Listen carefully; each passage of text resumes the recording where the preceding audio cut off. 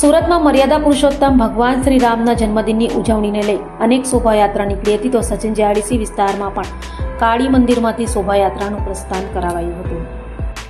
સુરતમાં ભગવાન શ્રી રામના જન્મદિનની અનેક જગ્યાએ ભક્તિભાવપૂર્વક ઉજવણી કરાઈ હતી ત્યારે સુરતમાં રામનવમીના પાવન પ્રસંગે સચિન જીઆઈડીસી વિસ્તારમાં આવેલ પાલી ગામના કાળી મંદિરમાંથી ભવ્ય શોભાયાત્રાનું પ્રસ્થાન કરાવાયું હતું।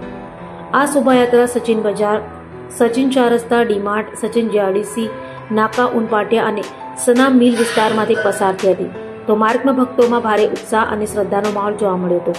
આ રેલીમાં 11 રેલીઓ એકત્ર થઈ હતી અને ભવ્ય રેલી નાનપુરાથી લઈ સુરત સ્ટેશન ખાતે સમાપન થઈ હતી। રામ ભક્તો મોટર બાઇક, રિક્ષા, ટેમ્પો અને ડીજે સાથે ભવ્ય રેલીમાં જોડાયા હતા। રેલી દરમિયાન કોઈપણ પ્રકારની અઘટિત ઘટના ન બને તે માટે પોલીસ દ્વારા ચુસ્ત બંદોબસ્ત ગોઠવવામાં આવ્યો હતો।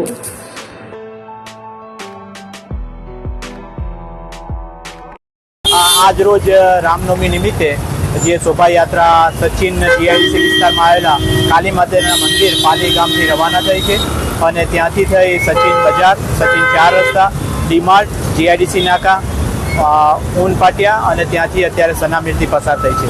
આગળ આ રેલી રેલવે સ્ટેશન જનાર છે અને ત્યાં 11 રેલીઓ એકઠી થઈ રેલી સ્વરૂપે નાનપુરા જનાર છે।